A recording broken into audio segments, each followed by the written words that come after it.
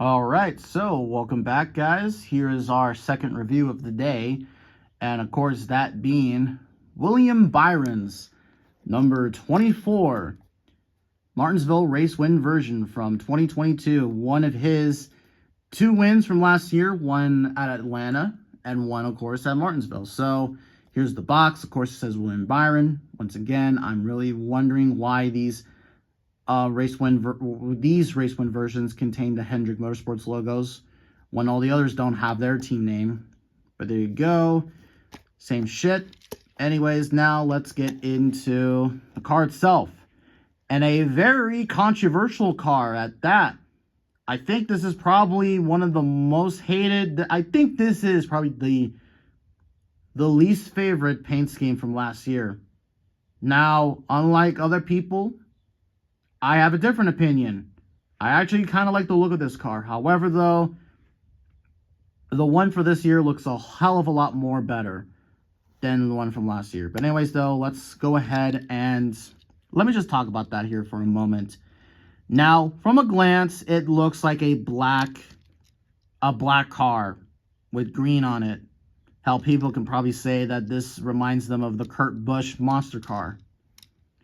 However, though, I like the look of the car. I mean, first of all, I like black cars. I like black race cars. But, however, though, this one right here, the biggest problem I have with this car mainly has to do with this, the Raptor down here. I don't really like that sponsor placement. It just looks kind of bad. And then look at that big old space right there. Now, I feel like a lot of people didn't like the scheme mostly because, well, the Raptor scheme practically replaced Axalta. Axalta doesn't sponsor William Byron much anymore. Well, actually, here's the thing.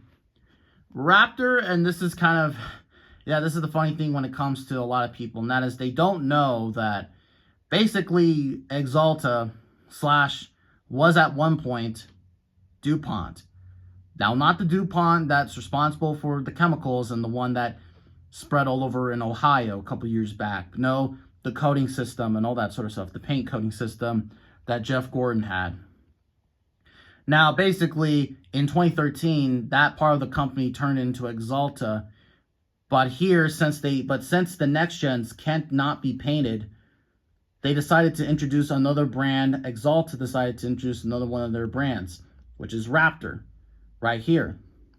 Which is a fairly smart decision considering that, hey, they want their product to be used. But since they can't paint the cars anymore, especially the next gens, I bet you they can probably still paint the trucks and Xfinity cars.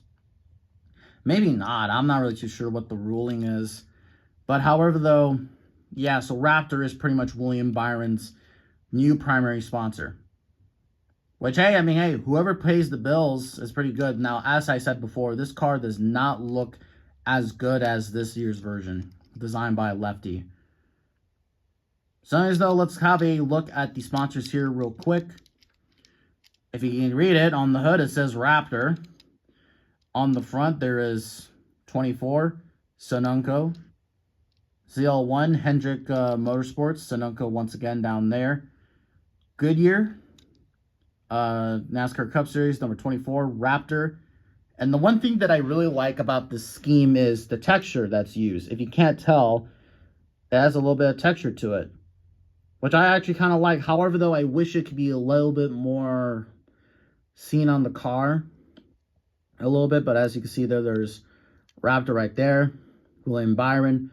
24, Raptor, Byron once again, Raptor, Valvoline, HendrickCars.com, Liberty University. I just dropped it. Valvoline, RaptorTough.com, number 24, ZL1 Camaro. There you go, same stuff on the other side. And I've shown the bottom already. Now, in terms of race win damage, William Byron, this race that he won was a fairly boring race. Yeah, this was pretty much when we found out the next gen's Achilles heel, which is short tracks. But, I mean, you can kind of tell that the front's dirty. But no, this car is covered in confetti, as you can see. As you can tell. Now, a lot of people are probably wondering, Spidey, why'd you get this one over the Liberty University one? Because here's kind of the thing. I have a feeling that that car could be possibly released in the NASCAR Authentics. Now, I'm pretty sure a lot of people are wondering, Spotty, you can just get the car right now in the 1/64 scale. I don't know. I would like at least there to be one NASCAR Authentics I can get this year. There are two NASCAR Authentics that I am interested, which are Xfinity cars, which we'll most likely do a review of once I get them, if I have to get them off scalpers.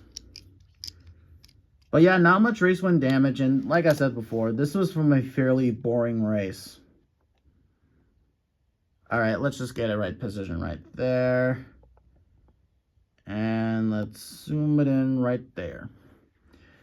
So anyways though, guys, that is going to conclude William Byron's Raptor car. That concludes the race win reviews I have for you all today.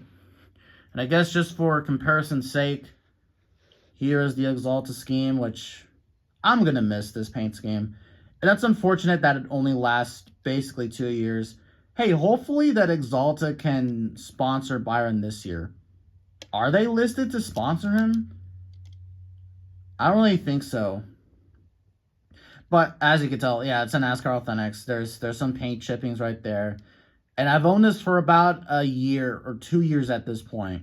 And no, this isn't from when I did the stop motions. Well, maybe.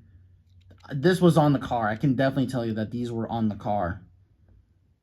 But this isn't, but honestly, this is not compared. This is like nothing compared to the newer NASCAR Authentics. In my opinion, at least. So anyways, though, guys, that's really going to conclude this video. If you liked it, go ahead and like it. You've pretty much all been liking these NASCAR diecast reviews. Now there are 2 more diecasts that I have on my radar that I'm going to get. However, though, I'm going to get those possibly next month because they relate to the races that are coming up. Hint, it's Richmond and Bristol Dirt. I'll let you know what those ones are. Anyways, though, guys, thank you all so much for watching. We'll see you all in the next video.